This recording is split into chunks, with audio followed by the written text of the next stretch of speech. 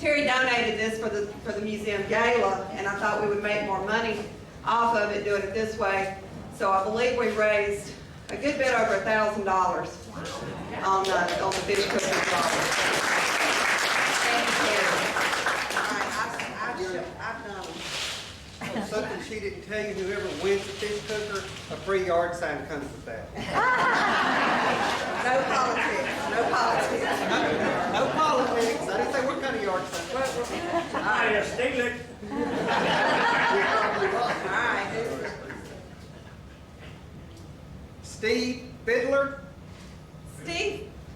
Steve, I know who this is. This is the guy that came in with the Parish historian one day just to check out the museum, and so that's who brought it. Throw it back in, redraw. That's kind of like the letdown when somebody wins the car for St. Jude's and it's nobody knows who it is.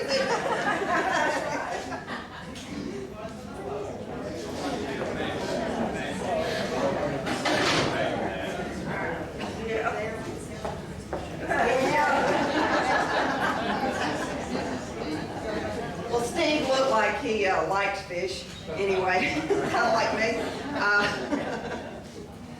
But he was a friend of Cliff Carden's, and I know some of y'all came to see Cliff when he did his program.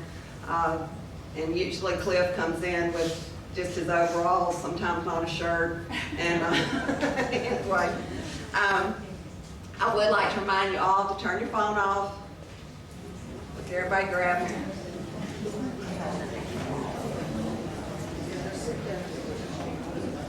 Are you cold?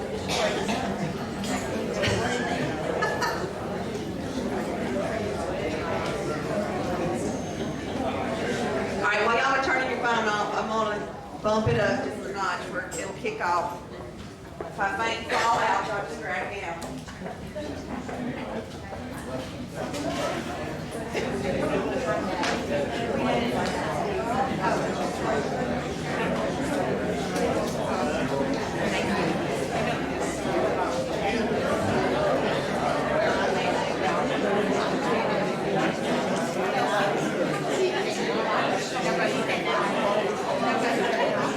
Can y'all hear me in the back? Everybody hear me? Is there any empty chairs left? 2, Skylar? It's going to be a long night with Cora Lou talking. You want to drag them back there? All right. All right. Everybody's got their phones off. This is the last museum event for 2014. Cora Lou is our museum programmer for our nights for the museum. And we kind of threw this one on her, and I said, you haven't done one. And it kind of is a follow-up to a project that we've been working on. And you'll get to see a lot of that. You'll get to hear part of the project tonight, but you're also going to get to see it. And this is the one copy that we do have. And this is our a glimpse of Christmas past. And what I did was ask for people to send in stories, and if they didn't send any in, a lot of people, I got them to come up here, and I managed to get a story out of them. We probably, because once you hear this, you're going to say, well, I wish I'd have sent my story in. We probably do part 2. But it's a real interesting book. A lot of real good stories, and she's going to read some of those to you. We're going to take pre-orders for this, so before you leave tonight, I'm going to be sitting down at the end of the ramp. We've also got this lovely tree that Lida Madden did for us. We're going to do a $5 raffle on the tree. It's the tree, this book, one of Cora Lou's prints, and a packet of the Christmas cards, and we're going to give all that away in November. So that's a $5 one-time donation. Will get your name in the hopper for that. I'm going to do all that at the end of the ramp tonight before you leave, so you can get a print, you can get your Christmas cards, you can get your $5 donation in to get your name in the hopper. Just because the fish cooker's going don't mean you're going to get out of here without giving me $5. So anyway, that's that. this is kind of a special night for more than one reason. I've been here since 2007 with the museum, and I think the museum opened in 2008. It was kind of a work in progress and always will be a work in progress. Thad, when did you come on? Well, about 2004. Okay. 2004 is when Thad decided to dedicate his life to Door Cheap Museum. And this year he's decided to undedicate his life to the Door Cheap Museum and enjoy retirement a little more.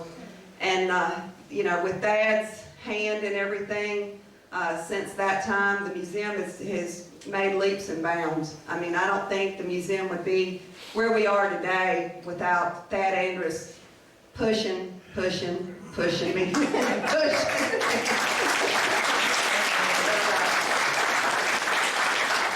I meant to do a plaque for him, but I didn't know that date that he just told me, so now I can write it down. So, 2004? I'll make He'll make sure that day. That's very close. Okay. Maybe 2005. Okay. But he's going to step down in December, and Lou Baird Snook has agreed to take Thad's place. Lou, where are you? She's hiding in the back. Stand up.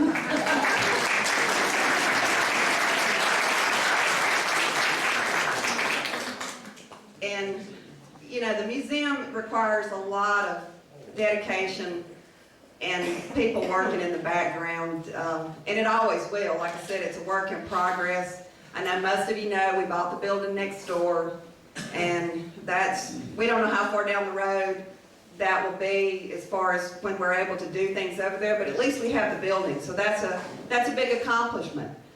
What you see here today is probably, and with that building, is probably, what, about $500,000? Oh, at least, yeah. Yeah, about $500,000. We don't owe anybody anything. It's all paid for. We don't do anything till we have the money to pay for it. And that's the way we roll. So, but anyway, I wanted to acknowledge that tonight because I knew this would be the last time that we had a gathering of friends here before the year was over. So, and he's also going to introduce our guest speaker. So I will let him do that. And I will step down. I'm not going to step up. You don't have to step up. But thank you very much. And I really would like to have all of our board members who are here present tonight stand up, because they are certainly very important and done all kinds of work through the years. Thank you very much. Larry Milford is here, and Larry is somewhere back there. Larry has certainly been a very important part. He's designed and made most of what we have here. John Egan helped him, advised him along the way. But Larry is a very important part of the quality of what we have here today. And we thank him very much. We look forward to the work he's going to do in the future. And of course,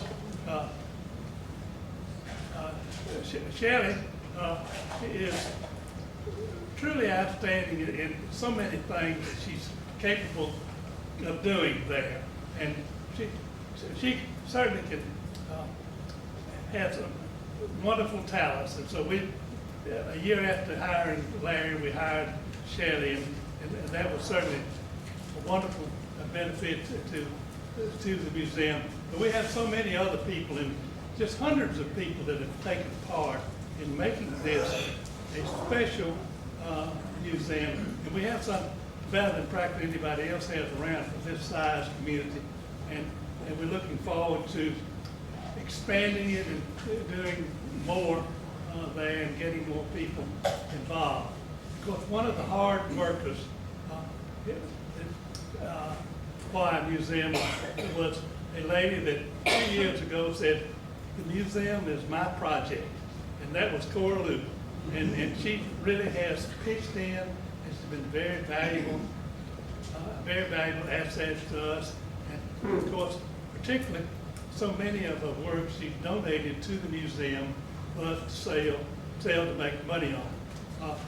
Cora Lou is actually a famous artist known throughout the country, and had some sold in galleries, Nantucket, Palm Beach, Florida, Dallas, Atlanta, to name a few there. Now, I was most fortunate. I lived next door to Cora Lou for a long time, and I was very fortunate to be able to get one of her earliest pictures, which I'm very proud of.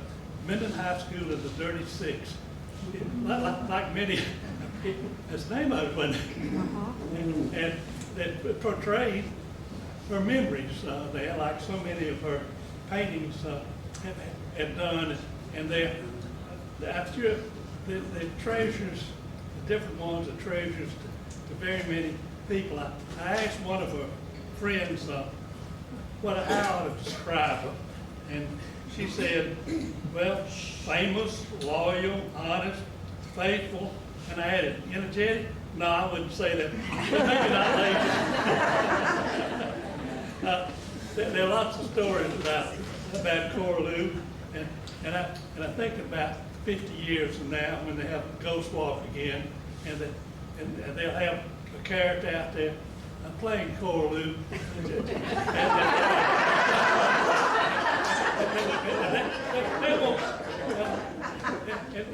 They'll have lots to tell.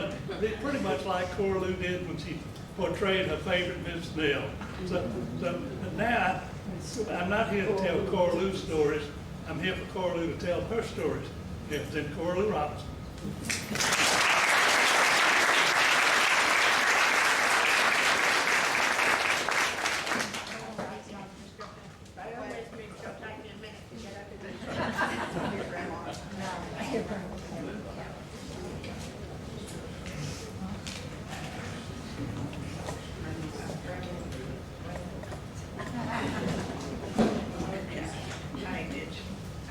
See, I serve a lot of purposes.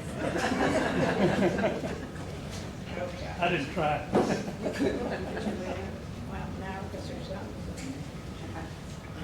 Okay, can y'all hear me? Wait a minute.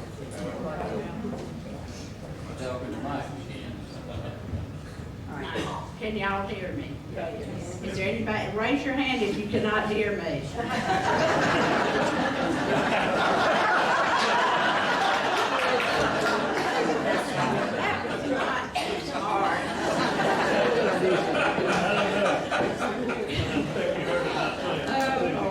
Anyway, before I start, I want to thank y'all. Cannot imagine how much I want to thank you for coming. I do not know if you came because you wanted to, or because I demanded that you come, which I did to several people. Now, all of y'all are going to want to order this book. When you read their stories, you're going to find out a lot about the people who wrote them. Some stories are funny, and some are inspirational. You will also feel very lucky to live in a town like Minden. Minden is a wonderful place to live, and every time I watch the news, I realize how special our life is here. I cannot imagine what it would be like to live in some of the places I see on the news. Actually, I thank God every day for the life I have had and am still having. Has it been perfect? Of course not. Have I had everything I ever wanted? No. But I have what I call the 4 things you need for a wonderful life. Those 4 things are God and country, family, and friends. As you grow older, you think about your childhood and all the things you miss in this day and time, and you want your children and grandchildren to experience the wonderful way you grew up and the life you lived. Everything has become so different and so commercialized now. They cannot imagine what it was like when we were children. 3 years ago, I started writing this story to let my grandchildren and children know what we experienced. I had planned to read it to them that Christmas, but as usual, I never finish anything until the last minute. Well, Ronnie died that November, so of course it wasn't finished in time. But I knew how he was and how disappointed he would have been, so I finished it the next Christmas and read it to them then. I hope this brings back many memories to you of your time growing up. But first, I'm going to read a few very short stories that your friends have written. Now, some of these are real short, and some of these people wrote more than one, but I picked a few short ones.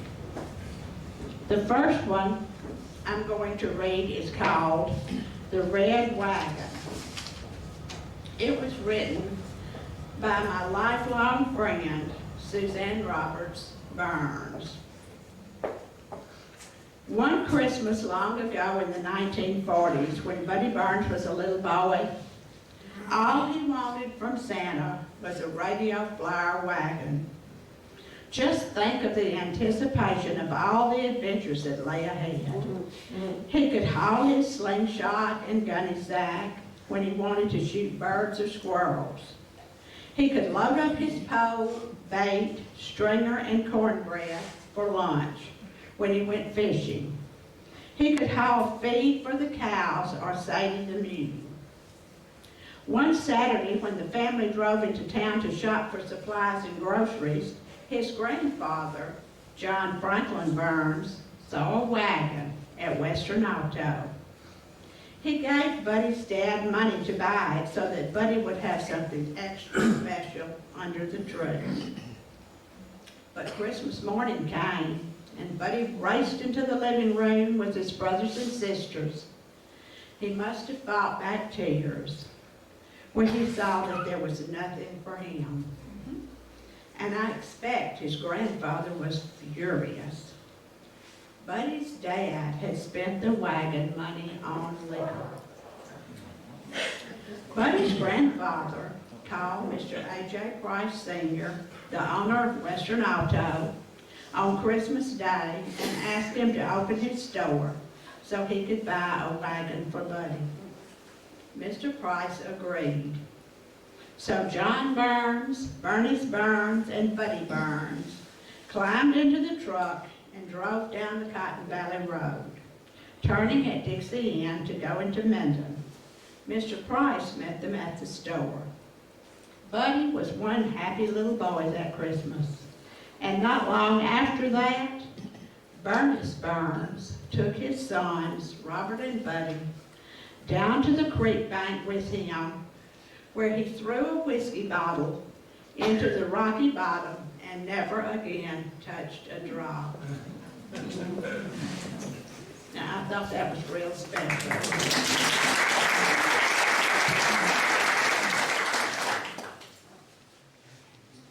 All right, the next one I'm going to read, all these are true stories, and it just makes you think of the people and how they are and what they're like. This one is called Going Out to Get a Tree and Christmas Greenery. It was written by Keitha Huff Lewis, lifelong friend. My brother, Prentice Montgomery Huff II, Sonny, and I could hardly wait until 10 days before the 25th to help Dad and Mom pack the little old Ford with saws, axes, dogs, baskets, etc. to go out to Dad's pasture and woodland on the Gibson Highway to prepare for the big weeks ahead, to choose the perfect tree. After the next very busy, bustling day with the whole family and Lula polishing brass doorknobs, hanging freshly cut pine boughs, holly with red berries, smilax covered railings inside and out. Dad placed colored Christmas light bulbs in the garlands on the upper balcony rail. And of utmost importance was the mistletoe bough placed over the doorway entry into the living room that Dad and Sonny had shot down from a tree in the woods in Dad's pasture. Quite festive and ready for friends, neighbors, and family to come and celebrate. And that specially chosen tree, wonderfully decorated with everything from our specially saved kindergarten-made ornaments to Mother's wonderful nativities and delicate glass and china angel, etc., as you can imagine. Then came the day that our jolly uncle came by to visit and insisted that we bring Sonny's raccoon into the living room. As you can imagine, Rastus got right into the Christmas tree with all the delicate special ornaments, and we could not get him out. But thank goodness someone thought to go and pick up Lula, who was our wonderful family cook. Of course, Lula simply put jelly on a piece of bread and easily told Rastus out to the yard and right into his cage, leaving us to pick up quite a few broken Christmas decorations and a broken lamp. But it was very exciting and fun to remember. I was always captivated by Christmas. It was always breathtaking to me. Sweet smells in the kitchen, music, music, music, and the tree. Now, this next one I'm going to read, if you know this person who wrote it, which you do, you will understand it perfectly. She wrote more than this one, but I'm reading this one because I love it. Becky Morgan wrote it. All y'all that know her know how she loves animals. This is not a Christmas story, but then maybe it is. When I was a little girl, I lived next door to Sonny Hargrove. I'm sure many of you remember Sonny if you grew up in Minden. Now, I have always been a lover and a protector of animals, and anyone who treated one of the four-legged creatures badly was definitely on my hit list. Well, Sonny had a cat, and one day he took it by the tail and swung it around and around and around and then threw it as high as he could. Now he was number one on my hit. Even though I was older than Sonny, he was bigger. So I thought and thought what I could do to him. Then it came to me. I told him about Santa Claus.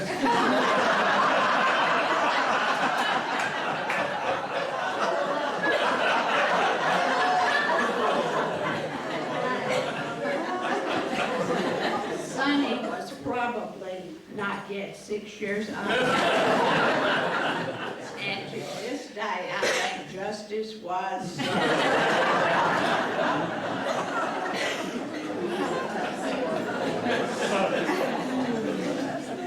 This next one was written by the one who's sitting next to Becky, Sarah Ruth Campbell Richard, another lifelong friend. See, y'all, we all need to be lifelong friends. Each Christmas Eve, Mother and Daddy had some of our relatives over for food and Daddy's famous eggnog. The only time liquor was ever allowed in our home was for the fruitcake and the eggnog. So my double first cousin, Becky Campbell Morgan, and I learned to love eggnog as a young age. After all the guests had eaten and visited, I was allowed to open one of my Christmas gifts under the tree. Now, Becky never wanted to open anything until Christmas morning, and that just irritated me. I wanted her to bring one of her gifts to open, but she never did. So I solved that problem by opening a gift that one of our aunts had given both of us. And so she would know what was in her gift. She would get so mad. Now this is not one of those wonderful Christmas memories, but it was one we both will never forget. Now, there's some wonderful stories in here. I'm just reading some of the short ones because I don't want y'all to be here all night, because I don't want to. This is one of my, this is real special. I love this one. This one is called A Lesson in Giving by Margaret, Baird, Evans. Now listen carefully to this, you'll love it. It was gift-giving time, 3rd grade, Christmas, secret names drawn. Of course, everyone had pretty much figured out long before the big day who had drawn his or her name. With whispers here and there, surprises would be hard to find. Of course, elimination became part of the plan to figure things out, since it was, of course, a secret. This meant that we would all act surprised so the teacher wouldn't know that we knew. We were crafty that way. I was already being teased about my gift to be. Everyone knew that the boy who had drawn my name came from a poor family. Lots of children. He probably wouldn't even attend school the day of the party, everyone said. And I would be the one without a gift. Even the 50-cent limit might put a strain on the family's budget. What with all those children? So the day of the party arrived and I was prepared to be disappointed. But I certainly wasn't going to show it. I was relieved that he was in class that day, but then apprehensive with the uncertainty of gift or no gift. What happened then, after cupcakes and punch, was nothing short of magical. I was given one of the most precious gifts I have ever received. From my poor farm boy secret friend, I received the most beautiful handmade apron, wonderfully and I suspect lovingly stitched by his mother, a just my size apron made just for me. Handed over with shyness and some trepidation, I was given one of life's greatest gifts. I still feel the goodness and love, a mother helping her son with his task of giving, and her concern for the receiver of the gift that envelops the gift. So gift-giving has become an occasion, not a dread, as I remember my best ever gift and attempt to use those lessons of goodness, thought, time, and grace placed in my hands with my apron. Okay. All right, y'all are all going to know who this is. If not before, you'll know when I get through. My Most Memorable Gift by Willard Cox. Now, y'all all know who the Cox family is. The year was 1949. I loved Jimmy Davis, Lester, and Earl. I loved to sing, and I came up singing in church. I got the idea I was going to be a guitar player. I had told Daddy and Mama that I wanted a guitar for Christmas. We never got much, but we didn't need a whole lot back then. Daddy told me he didn't know if they'd be able to afford something like that. A few days had passed, and Daddy knew how bad I wanted it. So he told me, "Boy, I know where there's a big hog down on Dorchie, and if you will help me go get that hog, we'll sell it, and just maybe you'll get you a guitar." Daddy shot the hog in a place we call the Big Mound, and I floated that hog from the Big Mound down to the end of the walkway. It being winter, Dorchie was flooded out of its banks and the water was very cold. I floated that hog over a mile where Daddy met me with the car. My feet were swollen by the time I reached him. I'll never forget the day that Mama sent off the order to Montgomery Ward. I had helped buy that guitar by selling the hog. I think the guitar only cost about $25.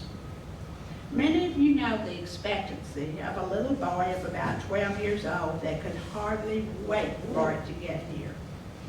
It was a few weeks before Christmas, and talking about a long wait. A month had barely went by and Daddy said, "Mama, I believe he's going to worry himself to death, so I think we should go ahead and give him his present early." About 3 days before Christmas, I came home, and there it was, the most memorable gift I ever had in my life. I didn't know a note on that guitar, but everyone knew that I was destined to play it, and so here I am. There have not been many days gone by that I haven't had one in my hand. I'll have a wonderful collection now, but I will always remember my first guitar that Christmas.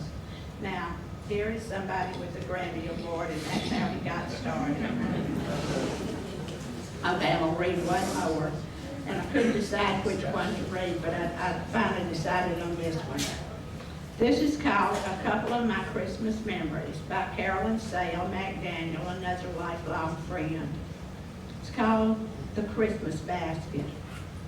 When I was a little girl, Mr. Samuel Webb and my daddy were friends.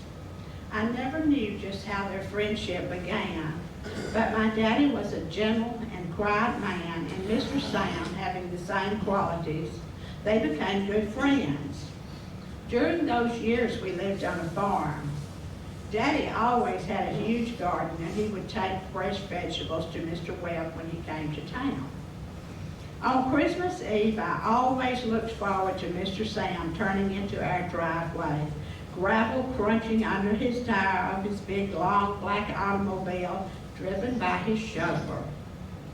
He would be bringing us a huge Christmas basket of fruit, nuts, syrup, honey, and lots of candy.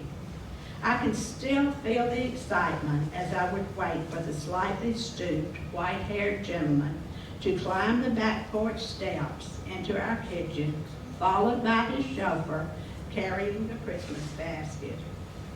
When I think of Mr. Sam Webb and those Christmas baskets from so long ago, I realize that friendship and sharing are part of the Christmas spirit. Okay, now there's a lot more wonderful stories in here. I just picked a few that were short, and you're going to love this book, I promise. And now I'm going to end with mine. Mine's a little bit longer than these. And I told you why I wrote this, for my grandchildren. This is called The Simple Things. And before I read it, let me explain to you that when you hear me explain some of this stuff, you'll know what it is, but I wrote it for my grandchildren and I'm not changing it. The night was dark but beautiful, with Christmas lights aglow all over town. As I drove down North Broadway, I was especially taken with the lights on the boulevard. The Bradford pears, the dogwoods, and crepe myrtles were wrapped in beautiful Christmas lights, and the stately homes were decorated in the finest of holiday fare. Even the huge water tower was draped in lights. Just across from the tower was the First Methodist Church. The stained glass window, the most beautiful I have ever seen, was lit from inside and shone like a painting from the past for all the town to see. I had already passed the Presbyterian church, where I grew up attending Sunday school and church every Sunday. It was still as beautiful as ever. As I drove through town, I gazed at all the exquisite decorations on Main Street. One cannot imagine how beautiful Minden, Louisiana is at Christmas time. I passed Christopher's, which is now a tea room. Well, now it's a restaurant. which throughout my childhood and early adult years was Brown and Goodwill, my daddy's department store. At this point, I began to think about my childhood and all the wonderful things about growing up here. I drove on through town, remembering all the buildings that were gone and how I missed them. The old post office, the courthouse, the old jail in most back street, the fire station, and as I drove further, I thought of the old railroad station. I drove on down the Shreveport Road and picked up some barbecue for supper, but I didn't go straight home. I needed to because there was just 1 week left until Christmas, and I still had much to do. My house was decorated, and all my gifts were wrapped and under the tree, but there were still many things left to be done. My whole family was coming in for the holidays, and I wanted everything to be perfect. I could not, however, keep my mind on anything except my childhood years and that special Christmas I will never forget. I drove through my old neighborhood, remembering all the years of what I would call an almost perfect childhood. It was not the finest of neighborhoods, but in that section lived the finest people you could ever hope to meet. Back then, all the houses were in good condition, and the yards were clean and neat. I drive down the old street often, and some of the houses are still in good condition, but some are boarded up. How sad, because I want everything to stay the same, but it does not, and of course it cannot. We lived on the corner of Park Highway and Good Avenue, but all of the neighborhood children lived on Good. Behind us, with a vacant lot in between, lived the Lowe's. They had a chicken hatchery in their backyard, Lowe's Hatchery, where they raised white leghorns and Rhode Island Reds. Stella and Edna were the girls, and we played with them every day. Stella had long, dark braids, and she once told me she was an Indian. I believed her because of her braids. Edna had short, reddish hair, brown hair, and looked like her mother. Next door to them lived the Strongs. The Malones also lived in the house with them. Jerry and Billy were the Malone children. Next to them, Rebecca Campbell and her parents lived. John T. was a lawyer and Mary a homemaker. Always at Rebecca's house was Sarah Ruth. They were double first cousins, the only ones I ever knew. After a few years, they moved around the corner, and Suzanne and Lila Roberts moved in that house with their parents, and they had 2 baby sisters. Rebecca was still close enough for me to walk to her house and play we did. Across the street lived William Emmett and Louis Wallace Woolworth. They had an older brother, Donald, but he was too old to play with us. Mr. Ward was a carpenter. Next to them lived their cousin Patsy Ruth. Her daddy, Dr. Beecham, was a dentist. Beside their house was a wooded vacant lot, and across from the wooded lot, but on the same side of the street, was the finest house in our neighborhood at that time. This beautiful 2-story house belonged to the Huffs. Keitha and Sonny were the children, and their daddy, Prentice, was the deputy sheriff. Across from them lived the Kirkikas family.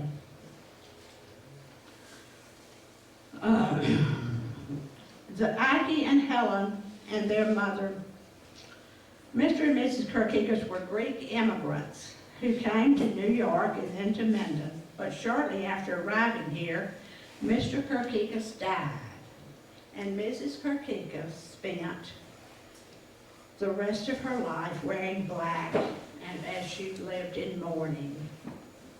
Now those were the children in our neighborhood, and we played together every day, and I do believe we shaped each other's lives. Our neighborhood was safe, as most all of our town was at that time. Many of the people, including us, never even locked our doors at night. However, I will never forget Sunday, December the 7th, 1941. Mr. Ward came over to our house and said, the Japs have bombed Pearl Harbor. I believe World War II is why I've always been so patriotic and why I love our flag so much. Sometimes I even get a lump in my throat when I see the flag go by. Even though we were in the middle of World War II, as children we were never afraid. Every now and then we had a practice air raid and were required to turn off all of our lights in case an enemy plane flew over. As soon as these were over, life returned to normal. The only time I ever remember being afraid was when Edna Lowe went missing. Her parents couldn't find her, and soon all of the neighbors were combing the neighborhood looking for her. Even our maid took the ironing board outside so she would know what was going on. Of course, at that time, irons were heated on the stove, and none of us had electric irons, so it was easy to take them outside. After what seemed like an eternity, but was probably only an hour or so, Edna was found, asleep on the floor under her bed. Now, back in our day, summers were magical times, and we all made the most of them. We played outside most of the time from sunup to sundown. We would all meet on the vacant lot and make up most of our games. We played cops and robbers. We dug in the dirt. We caught lightning bugs. The girls played dolls and paper dolls. We walked up and down the sidewalks. We skated. We played in the water sprinklers and played hide and seek. We even dug a swimming pool. And later, my daddy had it cemented so we really could swim. It didn't, of course, have a deep part because my mother was terrified that somebody might drown. When we ran out of things to play, we would lie on our backs, look up at the clouds and their shapes and decide what they were and make up stories about them. There were no Little League ball teams, no video games, no TV, no computers, and no cell phones. We used our imagination, made up our own game, our own fun, and that, of course, is what made our life so interesting. We had something new and different every day. Many children now expect to be entertained, but we entertained ourselves. Now, every Saturday morning, we sat around the radio and listened to Let's Pretend. It was sponsored by Cream of Wheat. Each program began with a song, which I am not singing, I just tell you. It began with Cream of Wheat is so good to eat, and we have it every day. It makes us strong as we sing this song, and it makes us shout, hooray. It's good for growing babies and grown-ups too to eat. For all the family's breakfast, you can't beat Cream of Wheat.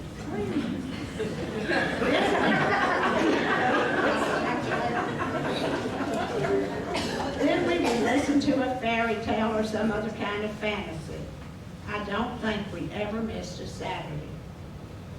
My family lived in a house that was built in the 1920s.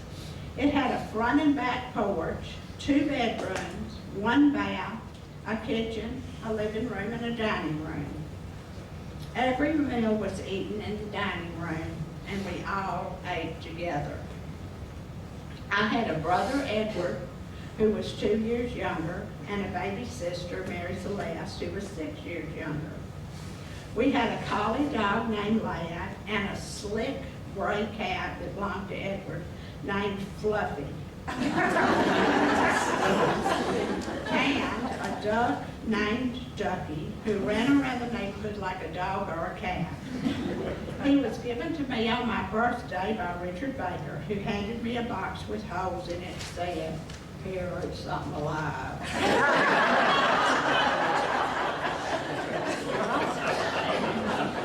We also had a cow that my daddy milked every morning before he went to work, and some chickens. Now, our neighborhood was not in the country. It was only a few blocks from downtown, but it was similar to what living in the country is like today. A block away was the Homer Road. There was one small grocery store and only a few houses. The road was not paved, and it was a special treat to walk down that clay road barefoot. If you've never done it, you cannot imagine how good it feels. We only got to go if a parent or a maid went with us. We would all come back with a sucker in hand. The only time we weren't allowed to play outside was when gypsies were camped on the Homer Road, as they supposedly kidnapped children, and they were never seen again. But let's get back to that special Christmas I still remember and think about every year as I prepare for my family get-together. I will never forget how beautiful the Lowe's Christmas tree was. They always went to the woods and cut a pine. All of their decorations were handmade by Edna, Stella, and their mother, who was a 7th grade teacher and was also very artistic. They had popcorn strings made of real popcorn they had popped and strung. They also had chains made of red and green construction paper. Then they wrapped cuckleburrs, y'all remember what a cuckleburr is? In tinfoil and hung them on the tree. The most amazing part to me was the snow that was made from Lux Flakes or Ivory snow, I don't remember which, that Miss Lowe whipped up and put on the tree. I wish I knew how to do that today, as it was so beautiful. Also, because of the chicken hatchery, all the neighborhood children had countless eggs to hunt at Easter. Again, the artist and Mrs. Lowe decorated them by wrapping fabric around the eggs and boiling them in some unknown solution. The design on the fabric transferred onto the eggs, and they were so beautiful. Our neighbors, the Wards, didn't put up a Christmas tree until Christmas Eve, and Santa Claus decorated it. I cannot imagine how he had time.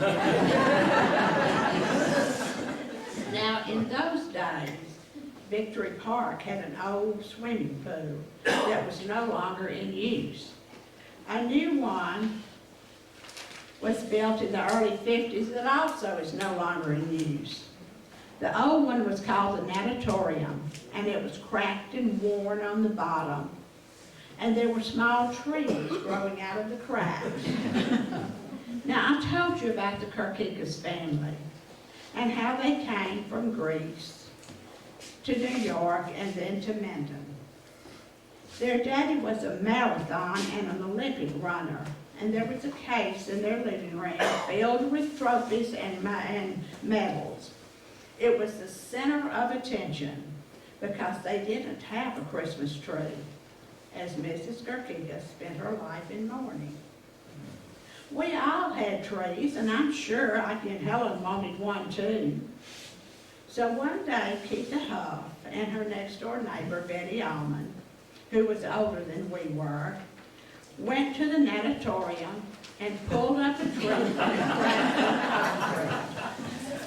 They dragged it to the Kirkikas' house and called for Ike and Helen to come out. They did. Then they took the tree inside, and after talking to their mother, told Keitha and Betty to go home. They looked very sad. And Keitha was certain that the tree would be discarded. But to the girls' surprise, the next morning, Ike Rocky and Helen came running to their houses and said, "Come look, come look." They did, and to their amazement, saw a fully decorated tree with some of the most beautiful ornaments they had ever seen. The ornaments had come with the Kirkikas family from New York. From that Christmas on, they were never without a tree, even though Mrs. Kirkika still spent the rest of her life in black. However, after that Christmas, Miss Kirkika made wonderful Greek treats and delivered them to all of her neighbors every holiday season. That was also the year that we had a visitor. World War II was raging and many things were rationed. Edward wanted a train that Christmas. And several times I heard my mother on the phone calling Wiseman's toy store in Shreveport, asking if they had any trains. Apparently they didn't, because I heard her call more than once. Of course, she had no idea that I was listening to her. I'm sure she was afraid that Santa Claus might not have enough to go around. One day I walked into the house from outside and I heard her say, "Ye gods and little fishes." "What's wrong, Mama? What's wrong?" I never knew what those words meant, but she never said them unless something was terribly wrong. "Your daddy has brought home a tramp." Now, a tramp was a homeless person, and there were many of them around during those days. They came to the doors of our homes and asked for food. Our mothers always gave them some of whatever we had to eat.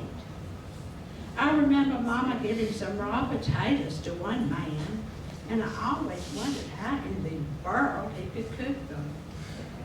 Well, Daddy had told a tramp that he could stay in our garage for as long as he needed to. You see, back in those days, most everything was safe, and you could trust those men who were down and out. The tramp's name was Mr. Dobbins. He would wander around during the day and come back and sleep on a cot in the garage every night. If he was there for meals, Mama would feed him. Edward took to him, and they spent a great deal of time talking and visiting with each other. One day, a few weeks before Christmas, Mr. Dobbins disappeared. Edward kept asking Daddy where he was and when he would be back. He was told that he was probably down on Back Street at Gus Kirkikas's restaurant. Now, Gus Kirkikas was Ike and Helen's uncle. He would feed whoever needed food. There's no telling how many free meals Gus gave to others back in those days. He went through such a terrible time getting to the United States from Turkey, as he and his family were in such danger that he would feed and help anyone he could. That is how appreciative he was for being able to come to America. Edward did get a train that Christmas. I wondered for several years if Mr. Dobbins was Santa Claus. After all, he did have a white beard, and he left in time to get ready for Christmas. And then there was Bobby. Now, Bobby sat behind me in the second grade. I don't remember his last name, but I will never forget him. I think of him throughout the year, but I especially think of him at Christmas. I remember stabbing him in the hand with a pencil one day, but he never told on me. He just kept holding on to his hand, and I'm sure it was very painful. He talked a lot and would tell me stories of what he and his cousins would do. At Christmas time in grammar school, that's what elementary school was called back in our days, we all drew names and would bring a gift to our school party for the person whose name we drew. Now, each person was supposed to get one gift. But there were a few girls in our class who got piles of gifts given by lots of children in our class. And our teacher, and I will not repeat her name, stood at the front of the room and went on and on and on about how many gifts those girls received.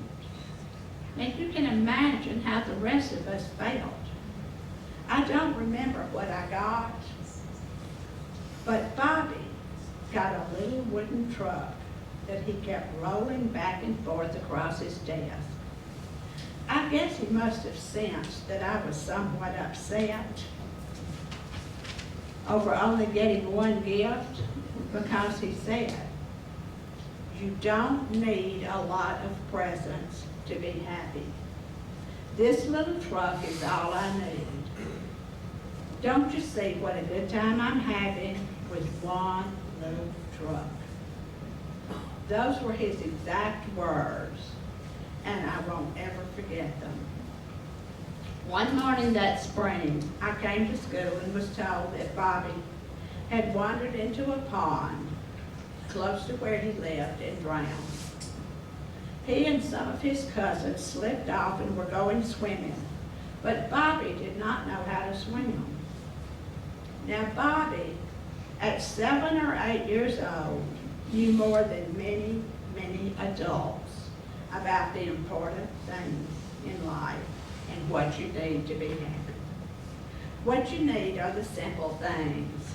As I've often said, God and country, family and friends. That, of course, brings us to the real meaning of Christmas.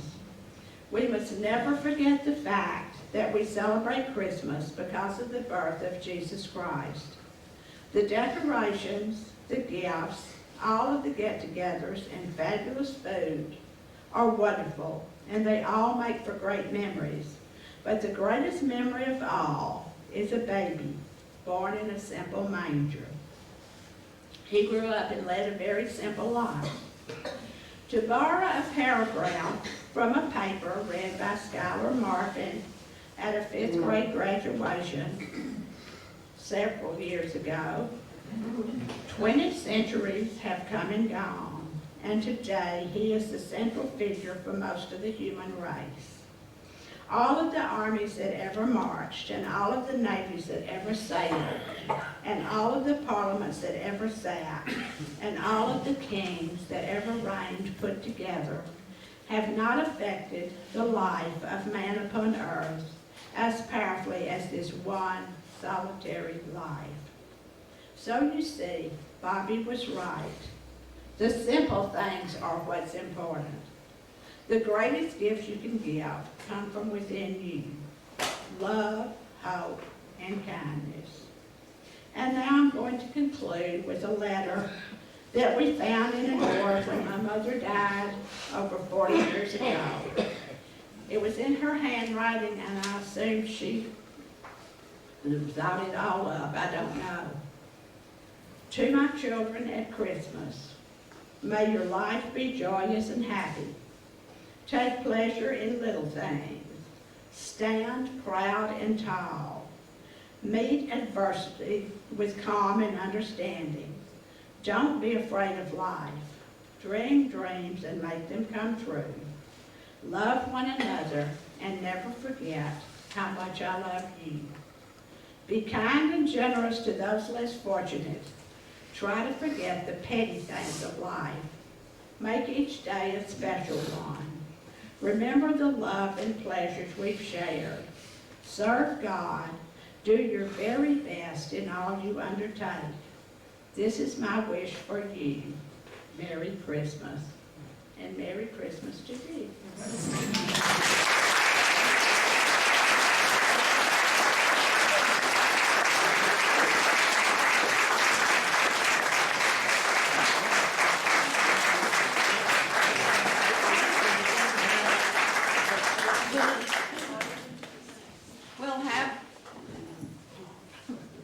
We're going to have this on DVD if you like it, but you for sure want the book.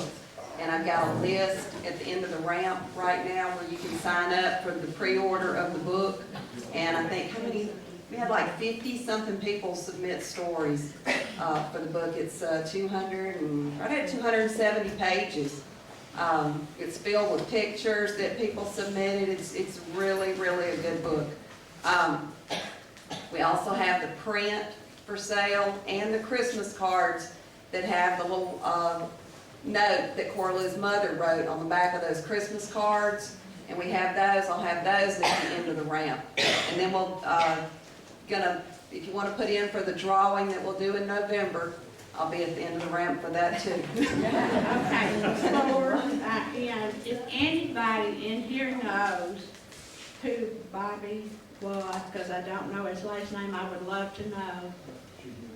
I have no idea what his last name was. Anybody remember that happening?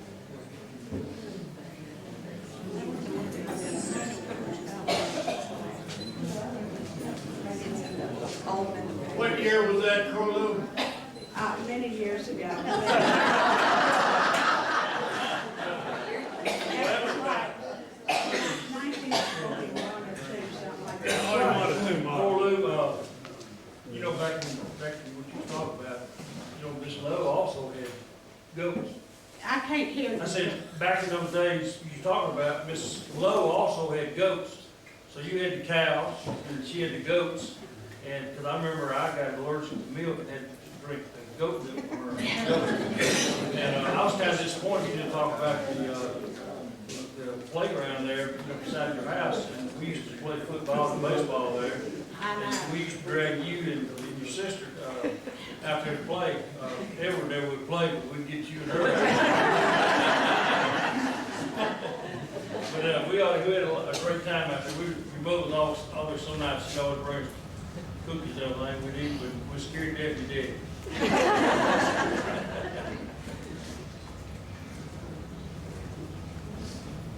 This is, Cora and I have had a lot of fun putting this together. It's been difficult at times. What are you talking about? It's been difficult at times. Corlu's been worried that the books wouldn't get done and that she wouldn't have one to show everybody and that I would make a typo, and more than likely if you get one of these books, it's probably a typo in it. But it won't matter. But it won't matter. You can figure out what I was trying to type. But I'm gonna leave it up here where y'all can look through it. Like I said, it's filled with all the pictures that everybody submitted, and a lot of them that I found. It's just a really, really good book. And I imagine after you see it, like I said, you're gonna wonder why you didn't send your own story in. So, A lot of them did. yeah, a lot of y'all did, but a lot of y'all didn't, and I did ask for you.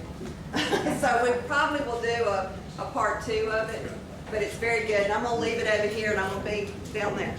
And Shelley has really worked hard getting that book together. Let me tell you.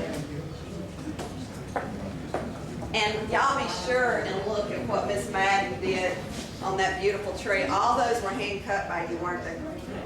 What's that called, Lida? Live. What is that called? Tell us. It's called Sharon's Smithy, and it is a craft from, I think, Germany, Poland originally. Germany or Poland. Yes. And it's a Christmas, it's called a Christmas tree. Christmas.